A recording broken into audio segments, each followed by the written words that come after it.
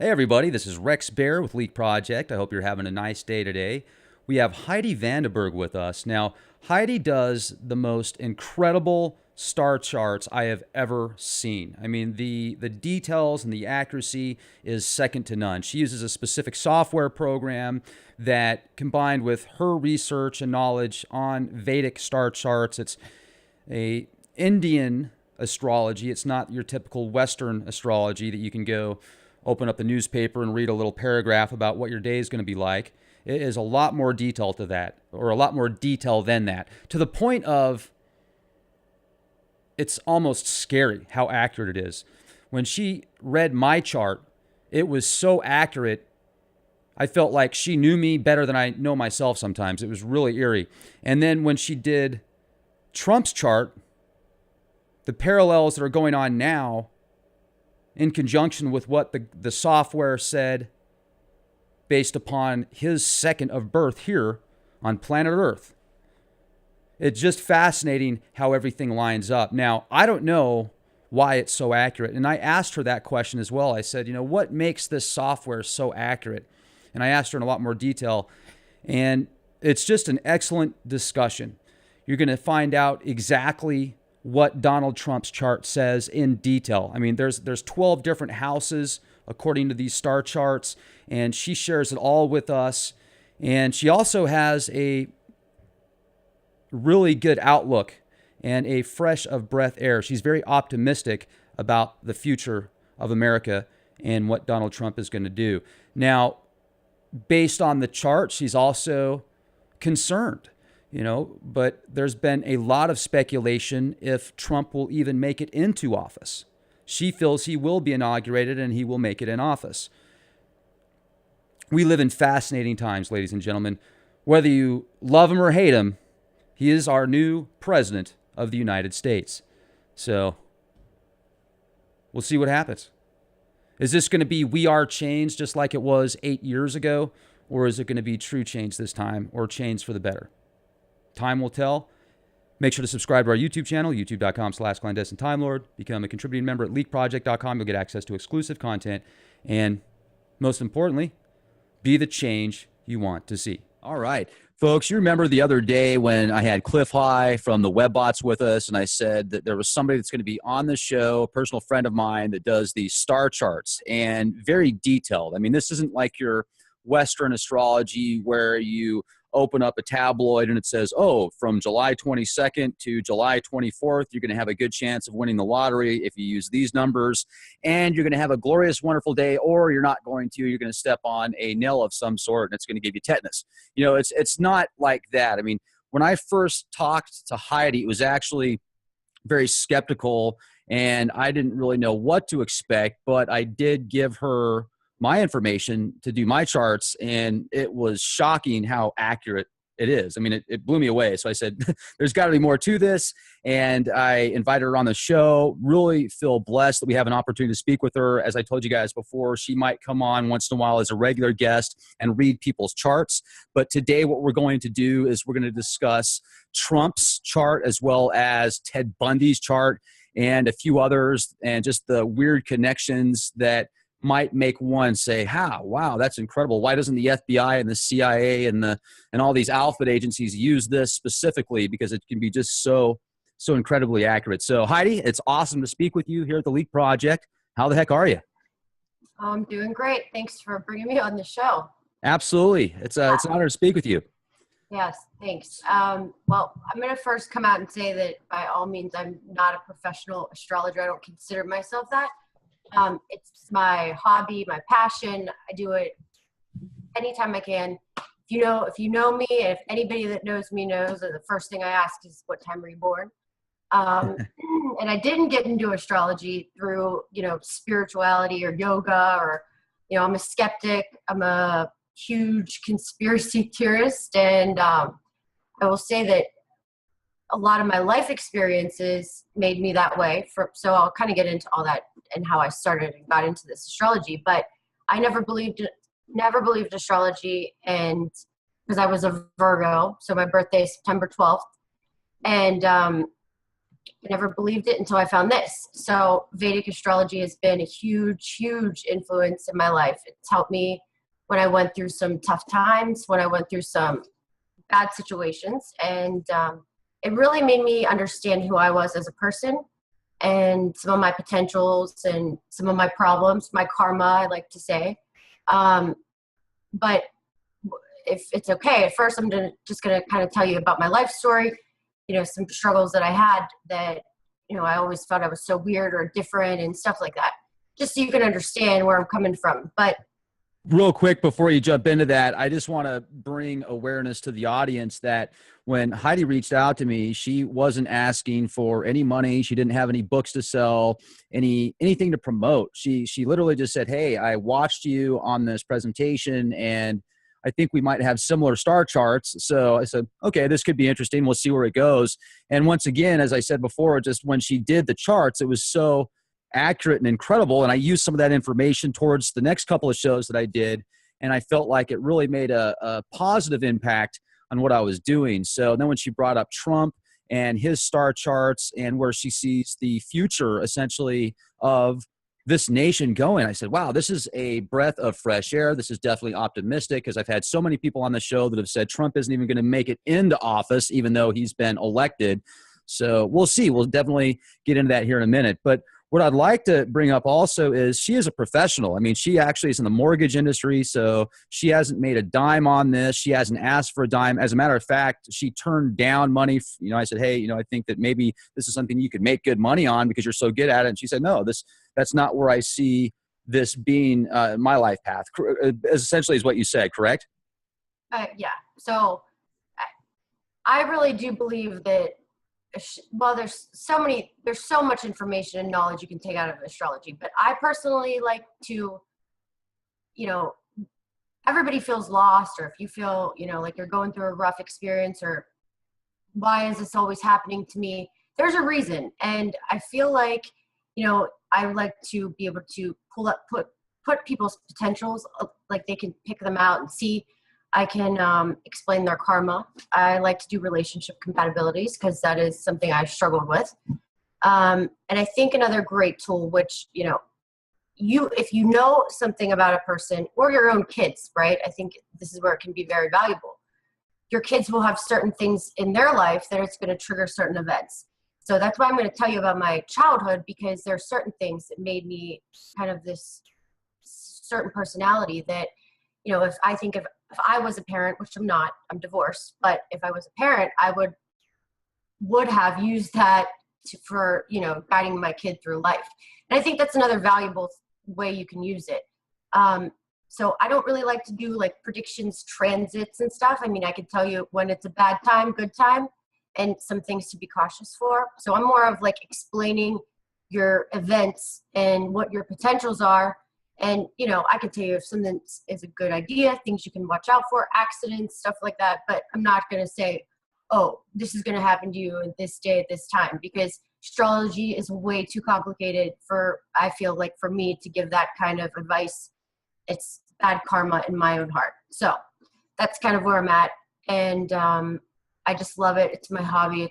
If I can help somebody, I think it's so powerful. And why not talk about it? Because the more people I think you can learn, the more people you can reach, it just can make a huge influence in their life. So I grew up in Pittsburgh, without any culture, like didn't even know what an Indian person was. Okay, so Vedic astrology is from India. I grew up, I was a great, sweet, little, nice kid, real happy, smart. And then I hit 5th grade. I have a brother who has cerebral palsy, and he has a mindset of an 8-month-old. So when I got into that 5th, 6th grade, kids were so mean, and I was made fun of a lot for my brother. It was kind of tough on me. So I used to lie, pretend like I didn't have a brother. I always felt like I was putting on a show I was letting something else control my life and who I was supposed to be. My parents, they had businesses, so they weren't around that much, and we had an au pair because I was raised by nannies, and kids were just so vicious to me, and it really had a huge effect in my life where, I played tennis. I was so good at it, but I quit. And it was because I was made fun of. And I think that these events just had such an impact on me. And then when I always wanted to be older. So, you know, when I was 12, I wanted to be 15. 15, I wanted to be 18. I just wanted to grow up and not be a kid because I had such like a shit experience to say. So I went to Christians, and this is kind of where I was interested in that one show you said. So I went to Christian school because I did horrible in 6th grade and met boys and all that stuff, and grades dropped, and you heathen. Yeah. So I went to Christian school, and I like, at least the people, I was like, at least the people are nicer, you know, this is great. And it was one they speak in tongues. So I was all about trying to figure out what happens when you die. I was scared to die. And with the fear of God in you, I was saved like every day because I always thought I was going to hell. And, you know, I was really into it. I mean, I used to write Hetty Loves Jesus on the walls. So, you know, but for me, I couldn't speak in tongues, which was really frustrating. And that sounds ridiculous, but when you're brought up in that environment, it's pretty, if you don't do it, you're like not godly, I guess you could say. And that really, it hurt, like it kind of hurt my feelings. It made me feel like I wasn't a Christian. So whatever, I was saved all the time. So if you would ask me, I would say, yeah, I'm a Christian, you know, because that's how I was brought up. But, you know, I never fully felt like, who wrote this Bible? Like, why is this right? Why is this the only thing? So go to high school, move along, and then I went to college, and I barely passed high school. I mean, I was a hot mess when it came to grades. And I go to college, this state school in West Virginia, and I studied criminal justice. I was phenomenal at criminal justice. Like, loved it. I wanted to be a cop, correctional officer. But really what I didn't understand is that I was just interested in like the psychology, why people are screwed up. And this is all kind of stemming from my childhood, I guess you could say. It's just, I wanted to know the secrets that nobody else could. And I felt like if you know things about people, you can kind of control situations. And that's, in a weird way, that's what I do like about astrology too. But so that didn't last. I ended up getting into real estate, sold homes for 8 years, had a bunch of relationships, been engaged once, left that guy, divorced. I mean, so I've had those issues too. And all my friends were older. So I would see their marriages would just like, they'd fail, leave their husbands, everybody would cheat. I was just like, this is crazy. And when I met my ex-husband, I just knew it wasn't going to work. So I left, and I went through a real hard time of figuring out like, what's going on with me? Like, why am I so screwed up? Why can't I stay in a relationship? You know, why do I always do this? Blah, blah, blah, blah, blah. So I ended up taking a little sabbatical from work, and then I came to this community where I was selling homes to all different cultures. And I moved to Maryland. That's where I live now. And basically sold homes to Koreans and Indians. And, you know, I didn't even know what an Indian person was. Like, that's how, I didn't even know. You could put somebody from India in front of me, or Pakistan, I would have had no clue of the difference. And, you know, at first they would come in and they would be like, I'm not buying a house if the front door isn't facing a certain way. I'm like, geez, what's going on with this? So I studied it and learned all about Vedic, I guess, Vatsu it's called, and really didn't know much about the astrology part, but I knew astrology was intertwined with it. So then I started dating this guy from Hyderabad, India. He was into it. He's like, what time were you born? I was like, let me guess, you won't buy a house if the front door isn't facing northeast. Long story short, I get my Vedic chart done. It was dead on. I mean, to the T. Like, I thought I was a Virgo, and this way I'm this. I was like, oh my God, this is crazy. I was like, Mom, what time were you born? What time was Julie born? What time was Jeff born? And like, it's all in charts. I've read over 800 charts, and I'll tell you, like, they're never wrong unless the time's wrong, you know, or the person doesn't want to really open up and tell you the truth. but I've done so many charts and I've learned so much about people, and, everybody thinks that you're screwed up in the head because you might think this, and you'd be surprised how many people are screwed up. And I think it's just a nice way to, understand things about yourself. So let me jump in real quick if I can, Heidi.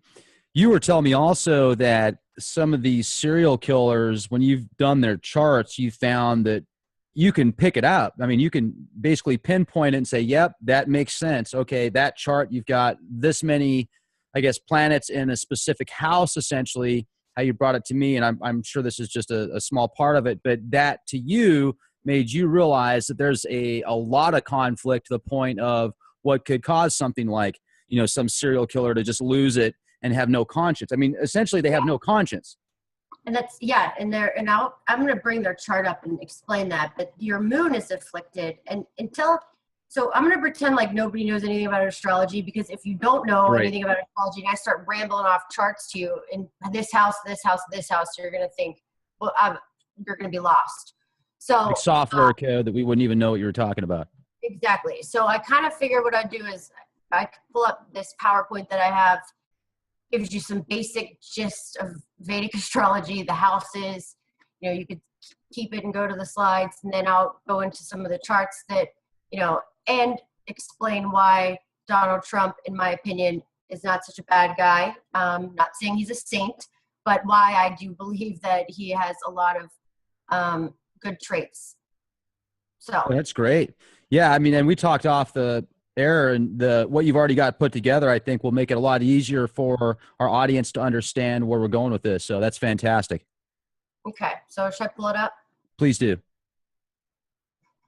Can you see it? Not yet. Okay. I can see that it's on though, because the light is shining brightly. There we go. All right. Bingo.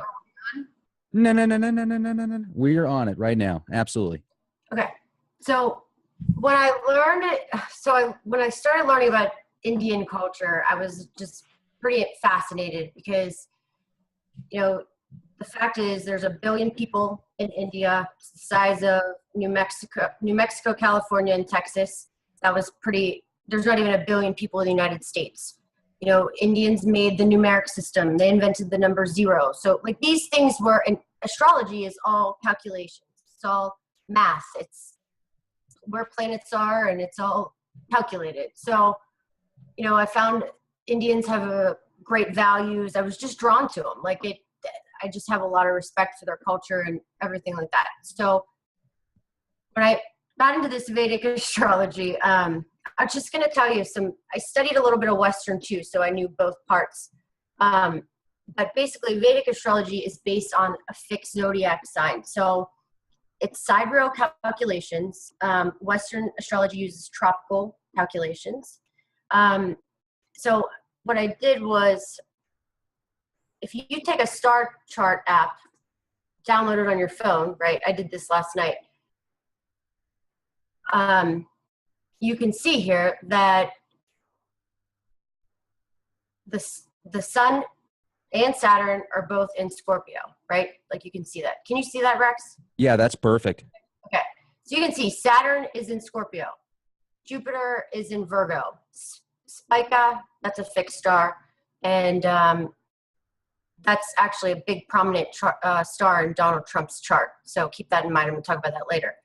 But this is Virgo. So if you look and you follow anything about Western astrology right now, any Western astrologer is going to say Saturn's in Sagittarius. Well, no, it's not. In my opinion, looks like it is right here in Scorpio, right? So, and I'm not saying it's 100% right, because I'm sure you can take both charts and you can point out right things in both ways. But sure.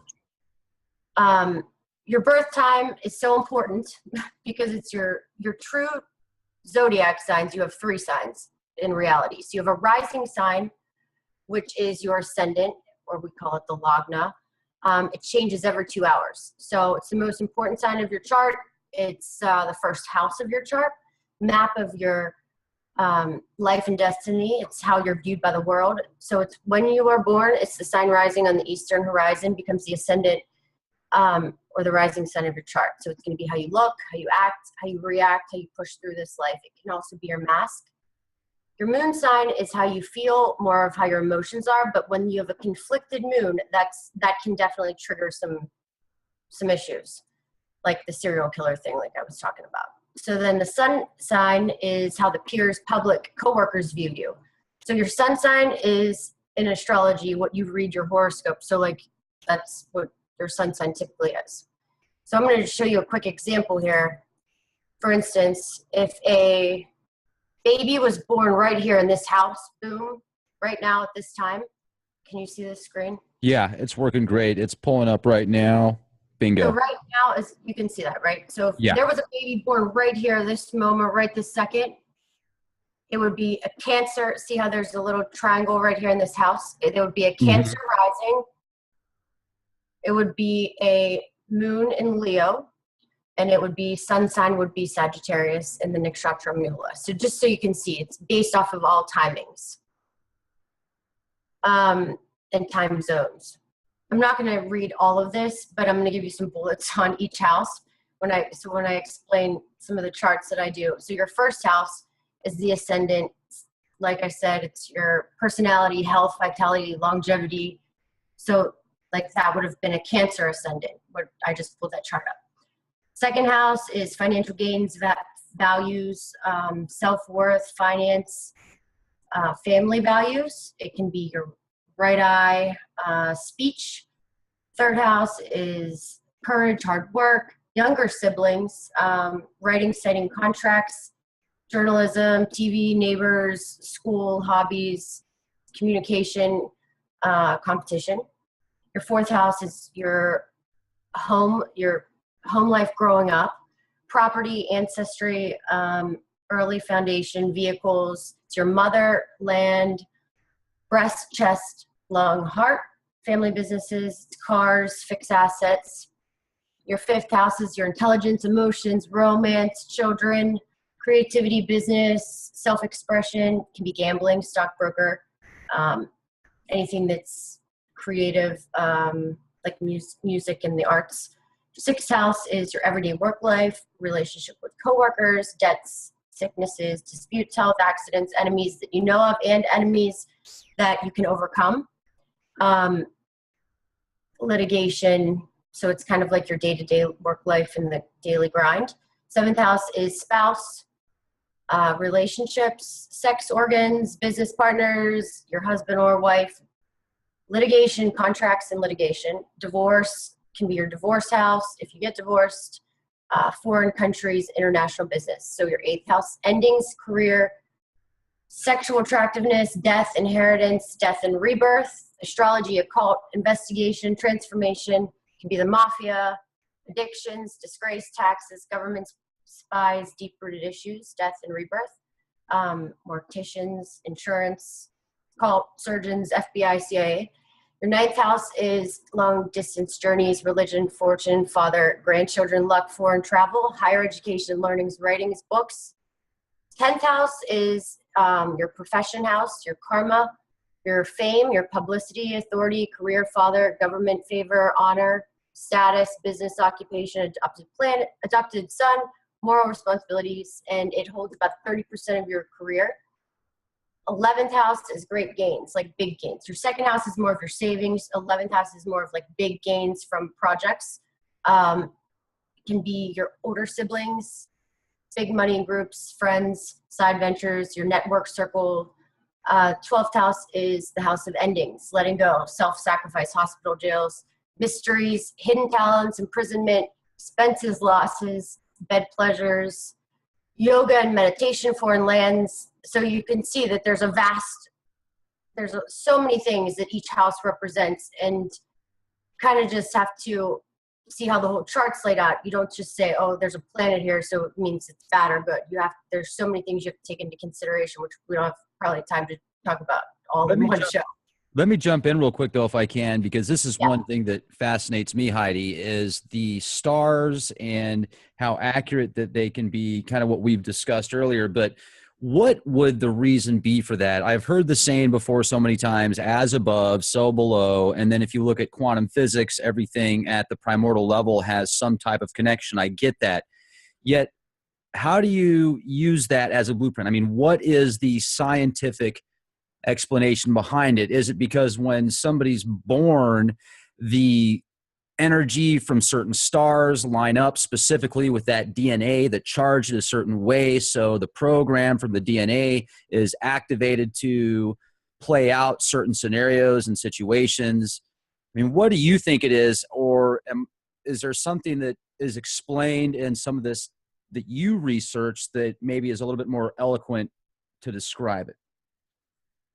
Well, I personally, what I believe in now is I believe in God. Nobody knows where he is, who he comes from. I just believe in a higher power. And Me it's a too. great question. It's a great question, and it's a complicated one because, I guess I like to call it, I believe in Heideism. Okay, it's my own way of thought. You're going to freak people out now. They're going to be thinking of Kool-Aid and all sorts of stuff. It's just I know, an right? expression. But You yeah, don't really right. have a church called Heideism. But really, I found Hinduism or Buddhism just more of I'm drawn to that, and that's past lives, some reincarnation, and to me that makes sense because I personally, like, for my brother who has cerebral palsy, like, he never sinned in his life, he never did anything wrong. He's just born with this horrible brain damage, and everybody suffers. He suffers in his entire life. I mean, no, at least with like the Hindu thing, basically what you're believing is, or what they believe is that, in the past life you did some bad things, and this life you're paying for them, and you kind of pick how you want to pay off your karmic debt. So maybe he picked, I want to be this way. And so then for me personally, I could accept it better. Now, I don't know. It's energy. It's energy is the planets. I mean, all the planets mean certain things. It's really hard to, that's a good question. So I Kind don't of know. those food for thought questions. Like I said, deep thought question that would be tough to explain. I didn't know if there was some explanations through the Vedic texts and stuff, because it seems to describe everything else so Yeah. eloquently and with expert fashion. Well, and that's kind of what I'll get into with like with some of the planets, like K2 and Rahu, which they're known as the North Node and South Node in a Western chart. I'm so heavily influenced by K2. It's in my first house. So I'm very, I have a very karmic life. I mean, I'm battling out karma left and right, and it's in Scorpio, and it's sitting with Mars. So, my first astrology reading, this guy said, "You are very angry," this Indian. "You're very angry. You're going to get into a bar fight." Told me I could get into a bar fight and die. And I'm like, but I like thrive off of negativity. So if somebody tells me I can't do something or this is going to happen to me, I like to try to prove it wrong. And, that's my Mars in the first house, which Donald Trump has Mars in the first house too. And we have a lot of similarities, which I know my intentions. So I tend to believe that he has kind of really good intentions. So this guy told me I was going to die, and it made me study the hell out of it, figuring out why I was going to die in a bar fight. But, my astrology chart has some where you look at it and you would say this person is insane. Like, she's got Mars, K2, and Uranus there. She's horrible in relation. And it is true, but it's only true to an extent and now that I've figured it out, I know some decisions that I can make better, right? So K2 is your past life, and K2 is loss, spirituality. It's the outcast, it's solitude, it's wanting to be alone. It's in my first house. So what does that mean? I find more peace there. Now, Rahu, wherever Rahu sits in your chart, Rahu throws all kinds of chaos, blows it up, but you're here to achieve it. So I'm supposed to learn how to balance and have a normal relationship. But it's going to throw in people that give you shitty relationships that throw chaos in your life or make you second guess things. But it also means Rahu means foreigners. So once I figured that out, I was like, makes sense why I'm attracted to foreigners, right? So it's so crazy, but I'm really heavily influenced by karma, so I can say that I understand people's charts, and it kind of comes to me like what's going to sit and where their issues are. Because each of these planets means something. Like the sun is your soul, father, authority, CEO, bosses. Moon is your mother, Mars is brothers, but it's all this other stuff. I mean, Mercury's intellect, logic, mass communications, Jupiter. So there's all these planets mean all these different things. Who came up with them? I guess lots of research and lots of people's thoughts, but Western and Vedic way, these are generally the same meanings, right? So these are all the planets. And then there's the 12 signs, right? And it goes in order. Aries, Taurus, Gemini, Cancer, Leo, Virgo. Each planet's ruled by each sign is ruled by a certain planet, okay? So this is kind of breaking down the signs. And this is why people are different, because if you look over here, it says the nakshatras. Each sign it has these nakshatras in it, which are these fixed zodiac stars, which is what I was saying at the beginning. So for instance, Ashwini, that sits in Aries. Bharini sits in Aries. Kritika sits in Taurus and Aries. So that's why a person that's an Aries ascendant, they can be two different types of Aries. They're not going to act the same as the other Aries. So this really pinpoints it down, somebody's personality, and really picks at their soul. What they want to do, why they act the way they act, and how their planets, because each planet sits in one of these nakshatras. So this is my little notes. I'm not going to, just so you can see. So Aries, you see there's Ashwini, Bharini, Kritika. So it's kind of giving you like a breakdown. So then these are the last things, other factors when you're reading charts. This is all hard to explain stuff, but just so you can see, you're going to look at all this stuff. I'm not going to get into this when I read, some of these charts, but you're going to look at lordships, where it falls, conjunctions, degrees, dignities, Shadbala, which is strength. Lots of this is in Sanskrit too. You got to look at the planets, if they're retrograde, debilitated, exalted. Got to look at relationships, if they sit in your chart with another planet. Do they like each other? Are they friends? Are they enemies? Got to look at transits, and you got to look at this stuff called from house to house. So your ex could be your ex. Your second house is the 8th from the 7th, which can be death of a spouse. So you got to look at like so many different angles when you analyze a chart that it's just pretty complicated. And so now I guess I'll just bring up Donald Trump's chart, kind of tell you what I think about him. That sounds good. Is that good? Yeah, this is great, and you're explaining it very well. So I appreciate you putting it together in a sense that pretty much anybody could understand it. It's very easy to understand, so that's appreciated. Sure. All right. So, sorry, it's doing that. It's shaking. No problem. All right. So here he is. You can see, right? Yeah, it's coming in perfectly. It's not shaking or anything. Okay. So the big screen that says 1, this is his birth chart, right? This one right here, the big box. All this other stuff is stuff that I kind of talked about, dashas and lordships of planets, strengths of planets. And then over here at the top right is the nakshatras. So you can see right here, LG is the Lagna. He's a Leo ascendant, and this gives you the degrees. It's in Mega Nakshatra. And you can scroll over here. It tells you like speed of the planets, distance, latitude, all this stuff that I don't even know what half of that means. But this is the gist. And I'm not going to really get into his relation. Yeah, he has bad relationships. I'm going to kind of just get into his overall personality and why people portray him the way they do. So he's a Leo ascendant, Mars in the first house. So this is how people see him, the way his life is going to go, the way he acts. Well, what's a Leo? Leos are very outgoing, outspoken. They want to be in the mix, in the center of attention. It's all about power, but not necessarily in a bad way. It's just, Leo is, sorry, it just keeps shaking. And then Likes the limelight, essentially. Yeah, I mean, that's what a Leo person is. And then it's the nakshatra is Maga. So I took some quick keywords of Maga, and his Mars is in Maga. Mars in Leo does well because it's a friendly sign to Leo. So his Mars is going to act in a way that's not as negative that could be in some people. Yeah, he's going to have controlling issues, or he can get mad and fiery, and he can be a pistol, but it's not going to be like the Mars that makes a serial killer kill somebody, right?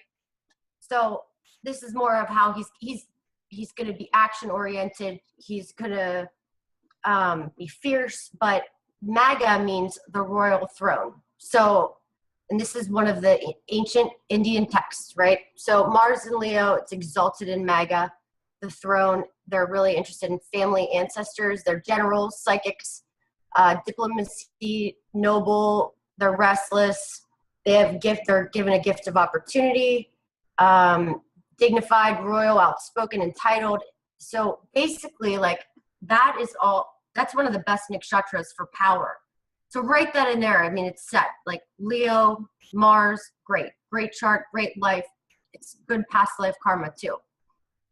And then his second house, Jupiter. So he's got Jupiter there in Chitra. Now, earlier I said Jupiter is in Virgo, right? And it's Spica is the western way of Chitra. So it's the same star.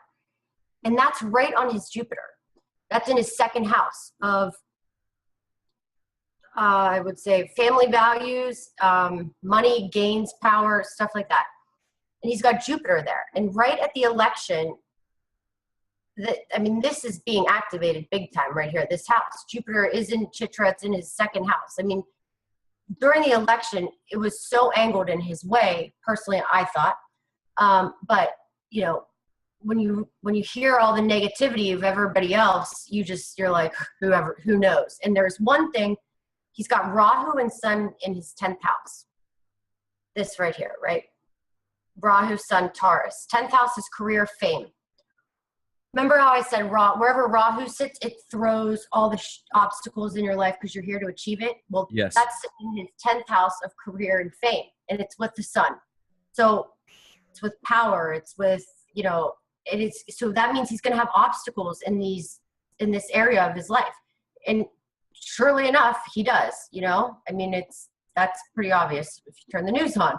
Right. So it's going to make, you know, an illusion of him, and it's going to make an illusion.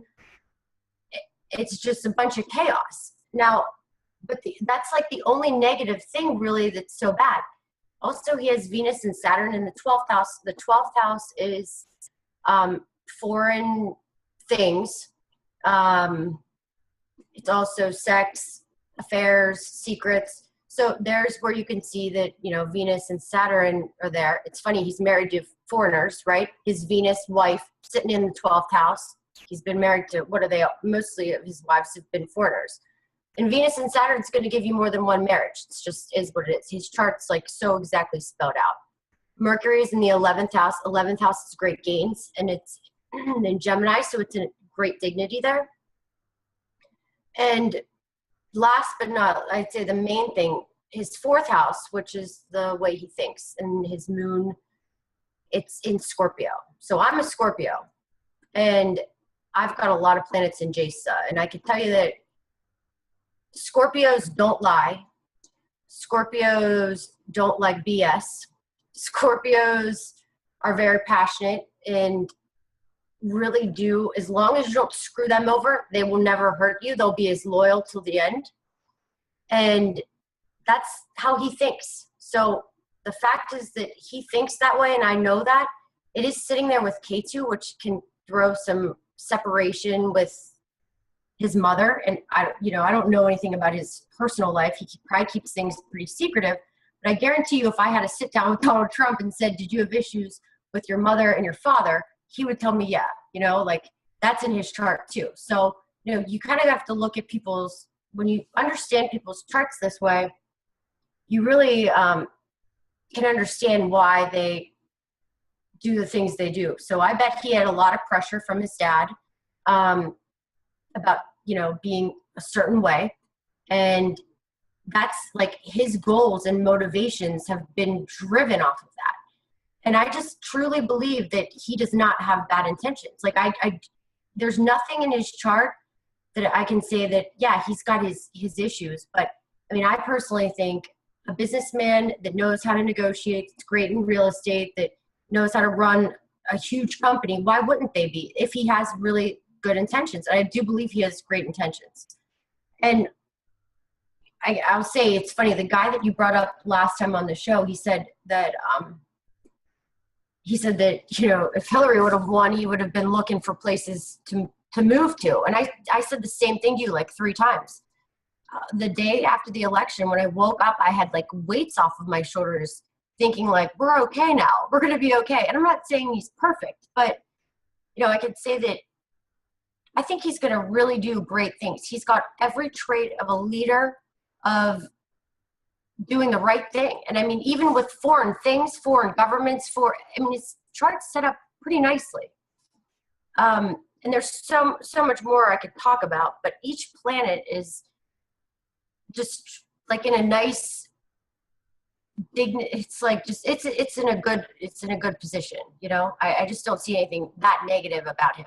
Now other astrologers will tell you, you know, he's crazy, he's got Uranus. Actually, I should put that on there. The outer planets, he's got Uranus in there. Well, I've got Uranus in my first house. So yeah, I'm rebellious and I do things out of the box and I don't like to follow the conforms of society, and neither does he. So I can relate a lot to him. And I do believe that he's got, now if Donald Trump would have ran for president when he was 30, I might have said, not a great idea. Because you grow into another chart and I mean, you grow out of it, right? But so now I think he's learned his lessons and he's at that cycle where he's going to take all the negative things and they're all going to be positives if there are, you know, and try to make them positive. But I do want to show you real quick, if I can. Now, is there a way that you can actually check the charts and see what's going to happen the next 4 years, the next 8 years within his circles of influence? Yes. So like I was talking about dashas, right? This Rahu, which this is all your karma, right? What you're here to achieve. He's here to figure out and achieve career house, fame, learn how to balance it. Has to learn how to do that house well, right? And if you look, Rahu is fame, government, power, but it's also all the other things I brought up. It's chaos, and it can be explosions, and it can be a lot of negatives too. So I'm sure he's had a lot of upsets in his career, his entire life. But you can see, these are your dashas. In 2015, he was in this Rahu dasha. So like, that's going to throw a lot of chaos, but it also is going to get you famous. It's going to it can make you do things that you've never done before. Just for instance, like running for president, like that's right there. But to actually win, then he went into his Jupiter dasha. And Jupiter is a great period for him. Jupiter's in his second house in Virgo, and it's right with the transits of what's going on in like the sky. So it kind of really matched up. But if you go to his transits, and he's in a Jupiter, he just entered the Jupiter dasha. So when he's there until 2029. Now, one thing, this is his transits real time, right? And Rahu, what is Rahu? Rahu's fame, everything that I just explained. And it's in his first house, transiting. So that's what's been going on. I mean, that's why he won, in my opinion. So it's going to throw fame and all that stuff, but with a lot of chaos. And that's what is going on. I mean, that's his life to a T. You know, he's going to be moving. He's going to be a lot of change, a lot of transformation. Jupiter is right on Jupiter, his natal Jupiter right here. I mean, this is his real life transits. And, you know, something I wanted to show you, his astrology from here. If you read these things, this is what the software prints out, right? I've never seen it. These are yogas. These are like your Vedic astrology yogas. Lagna in the 10th. One is born possessed with happiness from father, respected by kings, known to people, self-acquired wealth, praised by people, he'll have expenses, evil actions, father is cruel, fortunate through women. One is endowed with maternal happiness, possess many children, wealth, be the support of the family, be very famous in the world, dear to women. He's not a bad guy to women either, just so everybody knows. I don't believe that. Yeah, he's had his fair share, but he's not like a woman hater. I don't believe that. Well, you know that And comment that they used towards the end of the campaign to try and, make the numbers better for Hillary. And it wasn't polite by any means. I'm not sticking up for him, but in many political, and not just political, but many different industries, whether you're in the entertainment industry, whether you're an engineer, whether you're a mechanic, you got to listen to a couple mechanics talk behind closed doors at work when they don't think they're being listened to about women, and I'm not saying, once again, I'm not sticking up for them and saying it's right. I'm just saying in all reality, come on, guys, and come on, gals, you know what a lot of guys say behind closed doors. So I don't think that it was as bad as the media tried to make it. And then I think people, they thought about it for a second. I remember I got this one email from somebody that was actually used to be in law enforcement, real nice guy. He's been a follower of the Leak Project for a while. And he said, that's going to make Trump unelectable. And it didn't. So, I mean, nothing got it. I mean, no matter, nothing happened. Like, nothing got in his way. Everything he said, I'm like, oh God, did he say that? Did he really just say that? But then he like twisted it.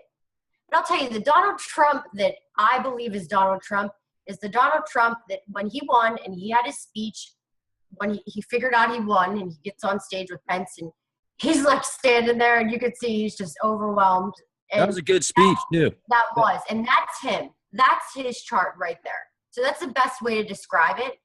Everything else was to get him where he is, to get him in this place. He would have never won if he didn't do the things that he did. And like, there are parts of me that thinks that, yeah, maybe the Democrats did hire him because they were like, he'll never win, right? And then he does. I mean, it's in his chart, though, that he has some royal connection with the stars. I guarantee you he would believe in astrology. He'd be one of those guys that believes in astrology. Let's go back to some of the ancient kings and queens, billionaires of today, many of the rich and famous. I'm talking level of financial income way above and beyond many millionaires out there. They use specific star charts and astrology, and they hire specific people that have good backgrounds in what you do and are naturally just very adept to what they're discussing, because a lot of this is also interpretation. I mean, yeah, it's put together on the charts. You can read it per verbatim, and there could be a lot of parallels there, but then you have to take it to the next level. And somebody that's really good at this, just like being a good psychologist or a good engineer or a good salesperson, you've got to be naturally astute and adept to it. And I think that that's what would take some people to the next level with this type of software. If you're already keen to picking stuff up at a subconscious level, and maybe if you meditate and you pick up on things that people do that most people don't, use that in conjunction with this. Or if you ever talk to Heidi or somebody that does what Heidi does, essentially, for free, if you get somebody out there that's really good at it, maybe even a professional, or you learn how to do it yourself, I think this stuff could be very beneficial on a whole wide array of aspects. And that's why maybe possibly it's been suppressed with religion and certain spiritual practices. It seems like they'll say, oh, well, that's a sin. You don't want to use the stars as a possibility because that's from the devil. What I mean? Right. And that was a battle. I've had that battle with my own friends. Like, I had a woman that I was, I lived with after I got divorced for a little bit, and we kind of lost touch over this, and not just because I believed it so much. And I mean, and I'm the type that doesn't like anybody to think anything bad, and I'll be honest, I'm in sales, so I don't ever really get to express my opinion, but I'm really good at explaining other people's, but I'll say that that's been a struggle for me, I think, because I always had that in the back of my head, like, oh gosh, but when my heart is in this, period, like, this is what I believe. God made it. I think everything else is stories, because I don't have proof. I don't know. I didn't die and I didn't see what happened to me. This to me makes sense. And God made the planets. God created us, I believe. Or we had some contract with God, wanted to be reincarnated here, whatever it might be. But that is it's an interesting subject, but there's just so many benefits of learning a lot about yourself, and it makes you just live a happier life. I mean, that's really the moral of the story. Or if there's something that you sit back and you're like, God, why do I want to do that? Should I do this? Could I even do that? And I can pin that out in your chart. I think that can be very powerful, like helpful. Oh God, I could have done that. Why? Maybe I could be a writer. I could write books, or, I could be this. I have a potential to do that. I think that's where it can be, pretty powerful. Nice. But let me just real quick. I wanted to show you Ted Bundy's chart, because oh God, it's shaking. This is him. It's funny that I was just talking about, he's a Leo ascendant too. So this is where your astrology turns south a little bit. So if you see, he's a Leo ascendant. This is his first house. This is his second house, his third house, his fourth house of upbringing and home life. He's got Moon, Mars, Ketu, Sun, and Mercury, and it's all in Scorpio. That's the type of guy right there that, doesn't have control over, or wanted control so bad that took it to other levels. And he probably had a horrible, I don't know anything about him, to be honest with you, about what happened with his family or anything like that, but he had to have had a shitty childhood growing up. Do you know anything about him? Like his personal life? I don't, but actually, as I was telling you off the air, I remember watching him talk for the last time, and it was public, when he basically asked for forgiveness before he was executed. And my mom knows somebody, I think she knows the parents actually, or she knew one of the people that he killed essentially. So it's very frightening to think about, how there's that 6 degrees of separation. And yeah, I've heard things about him that he would dress up as the victim. I don't know. Yeah, so. I'll tell you, his chart's so crazy, but here's the scary thing. So this chart right here is a serial killer, but I've seen surgeons' charts look the exact same way. So for instance, when you have that doesn't surprise me. Right? That is absolutely. Now, also, would you share with our audience, if you would, what you shared with me about search engines, YouTube, and surgeons? Oh God, I guess I can. Yeah. So this is going to blow your mind, ladies and gentlemen. This is going to blow your freaking mind. Yeah. So I'm a big Googler, so I Google everything. Like if I have a sore throat, I'm Googling my health thing or whatever. So I dated this surgeon for a little bit, and he was on call and he gets a call, and we're sitting there on the couch, and he takes it. He's like, this is blah, blah, blah. And he starts talking about all these medical terms, and he's like, yeah, okay. Yeah. Did you do this? And did you do this? Okay. All right. Well, I'll be there in about 35 minutes. Hangs up the phone, opens up his computer, and puts up Google, and he Googles it. I was like, did you just Google what you just said to them? He's like, yeah. He's like, you gotta Google it. It's not like I'm Googling how to do the surgery, but it was hysterical. Like, you get a lot of information on Google, and I don't know. Just thought it was a little crazy. That is unbelievable. I'll tell you, next time somebody gets surgery now, if they have a chance to listen to this podcast, they're going to second guess it. They're going to second guess it for sure. No, but he's a great surgeon, so I'm not going to sit here. It was just kind of funny. I was like, that's what I do. I Google those things. You're not supposed to be Googling things. Can't you at least pick out a book or something? How many surgeons does it take for brain surgery? Well, only 2 if you have Google. Pretty cool. And an Android from Marvel's Shield, because it will save the world too. If you saw the last episode, I'm digressing. Please continue. Yeah. So, that's really, when you have a cluster of planets together, they act a certain way. So the moon is your emotions, your mother. Mars is aggression, willpower, brothers, all that. K2 is your past. K2 makes you sometimes not have feelings for things, causes issues. Sun's there. Sun's your father. Mercury, communications, how you understand. That's just like, I mean, that's just a house full of a mess. That's all I can say. And it's in the fourth house of growing up and how you feel. So right then and there, you could see. Now, if that was moved into the eighth house, that, I mean, that would make a surgeon right there, you know, or I don't know, an insane, I don't know, astrologer, I guess you could say. So some of the negative houses that, you know, that have a lot of negative energy, you know, can be positive too. So you really have to analyze charts and look at things so many different angles. Like there's charts within charts. And it's just so, like, these are all other divisional charts. This is his second house chart, third house chart, your fourth house. I mean, you have to break down every single house into specific charts.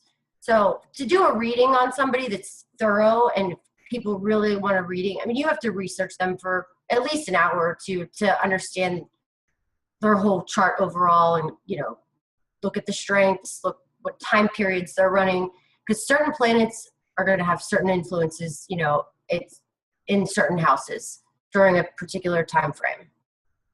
So now, also, let me ask you, with the different charts that you've done, have you been able to use that with your profession? Because I know you're very successful at what you do, and, you know, being in the mortgage industry, obviously that's a high ticket item. There's a lot of paperwork involved. There's a lot of customer service and also networking, I'm sure. Do you find that a lot of the people you work with, are they kind of similar minded? Or have you ever thought about reaching out into that community as well? I mean, that might be good for everybody. yeah, so, well, I noticed that a lot of people in real estate for sure have an interest in astrology, because anybody in real estate is going to be ruled by Mars, have a lot of Mars influence, right, in their astrology chart. There's patterns in everything, and you learn this by, you know, all the charts that you do. And yes, but there's not anybody that I haven't asked what time they're born. I mean, that's just like, it's my automatic, like, what time are you born? If I'm at a bar, Does it freak people out when you do that? Oh my God, yeah. Like, it's people think I'm nuts, and I really don't care, because for me, I don't trust anybody, and I'm skeptic about everybody and everything. And for me, I feel like I can control who in a way hurts me, who I let in my life, who I communicate with that way. So yeah, it's a little selfish in certain ways too, but if somebody does something stupid and I know this is why, it's okay. I can accept it. You know, like, I'm like, oh, it's because their eighth house is all screwed up. And I'm like, oh, whatever. They didn't mean it. The first thing I asked my boss, like when I switched careers from real estate to mortgages, and my boss, my old boss goes, you know, he wanted me to do this job, and I was burned out selling homes. And I said, well, what time, can you find out what time you're born for me? And he was like, what do you mean what time I was born? And this is before we were just talking on the phone. I would have to know what time you're born before I would work with somebody. You know, there's benefits to astrology. You can know if, you know, you're going to clash, if somebody's going to steal something from you, if somebody's going to you're not going to get along. I mean, in my opinion, you have to have happy coworkers or happy people surrounding you. So, and I'm a loner, so I like to kind of, like, if I go out or go to a bar or do something, you know, I really am going probably because of work. I'd rather sit at home and study astrology. But if I'm out and I'm just annoyed or I'm bored, I'm like, I feel like I have to talk to somebody, and I'm just like, so do you guys know what time you were born? Blah, blah, blah. And everybody knows, and anybody that knows me will be like, Heidi's an astrologer. And I'm like, I'm not an astrologer, but I can tell you a lot about your chart. So, you know, and I do people's charts for them. I actually do a lot of people in India, because Indian astrology is very negative. It's more pessimistic, right? Western astrology is more optimistic. And so when I do people's charts in India, I can like pinpoint out things that maybe an Indian astrologer isn't going to bring up that's a positive thing. So I do like doing other cultures because it's just something different too. I do well with foreigners and foreign cultures. So, you know, some people appreciate, for example, if you look at the architecture and just the different spiritual teachings overseas versus here. I mean, there's a lot more depth to it. There's knowledge that's been passed on for multiple generations. And if you look at the typical U.S. today, it goes back a few hundred years. I mean, even the native cultures, if you want to talk to some of the natives, they don't want to talk to you because most of the time, because their ancestors were slaughtered by our ancestors. So it's tough to get the truth. And I've reached out to many natives, very good and respectful to me. I remember one time in particular when I was younger, actually, man, what was I, 20, 25 at the time. And one in particular helped me get to where I needed to go. Very honorable person. So I have nothing but good things to say about the natives. And I really appreciate the balance and approach that they had for thousands of years before now you've got this consumerism. So if we could, I feel, take a lot of what they did with some of the best attributes of today's society and kind of join forces, that would be a good opportunity. It might be just a pipe dream in my eyes, but we'll see what happens, a unity of some sort. But yeah, I mean, there is some really neat depth and intelligence when you look at stuff overseas. So I can appreciate that. I have an acquaintance right now that's actually in Tibet, and he's done some incredible motorcycle journeys out there in the mountains with this like 350 motorcycle, this small little motorcycle. He's loving it. He's having a blast out there doing yoga and stuff, meeting cool people, and says he's having a blast. Well, you know, like the thing about people in India, which I find just, I'll never forget. I watched I watched a lot of documentaries. I don't watch TV. I watch YouTubes and documentaries and stand-up comedy. Nice. But, yeah, that's and speaking of Russell Peters, he's hysterical. He's the one that kind of changed my whole mindset on foreigners. He's this Indian guy who was brought up in Canada. He's so funny. But you know, I watched this YouTube on these kids in India, and they were cutting off their arms under a train, putting them under a train so they could beg for money. But they still would go home, and they would go home like they were homeless, but home to their like homeless area, and they were in packs. They had their friends. So they didn't have family, but they looked so much more happier than I can tell you any kid I've ever seen. And to me, I was just like, I was crying. I was blown away that these kids, you know, are cutting off their arms and begging for rupees, you know, on these trains. And we've got kids here that are just can be spoiled little brats. And, you know, I like kids, but, you know, I guess because I was, I had a bad childhood, like with other kids. So I never really wanted kids because I kind of thought, I've always thought like, I don't want to have any little monsters, especially if they turn out wrong. You know, I was always worried that something was going to happen and they weren't right. But I'll say Indian kids are just, they're different. They have a different respect level. You know, they all get good grades. If they have an opportunity, they go for it. It's just a different culture. Indians don't put their parents in nursing homes. I mean, they buy homes for their whole families. I mean, they move here, they work and get money and send it to India. And they're smart, they're vegetarians. Not saying I'm this vegetarian saint, but, you know, I love animals. And, you know, if you like animals, you got to be a good soul you have a good soul if you like animals, in my opinion. But there's just so many positive things with them that I find just so amazing. You know, and there's other cultures like that, but India is definitely one of those places that I feel like if I go to India, I might not come back. So. Well, I mean, on the same token, I have heard, I mean, this is news articles that I've read. I haven't been there, but there are approximately 500 million people there that still don't use public restrooms. I mean, when they got to go, they just go. And I don't know if I could handle that for very long. If somebody right in front of me just drops his pants and lets, you know, goes to the bathroom. I don't know. I'd be like, okay, that's I don't know, but I guess you'd get used to it or something like that. Just but that's kind of the hygiene thing there. And also, I don't know if you've seen and this isn't all over India, but it's a lot of India. And I've got friends from India, and their parents are from India as well. So I'm not making fun of their culture by any means, but personally, just being raised in this society the way that it is, and then if I was to go over there, it'd be a great vacation.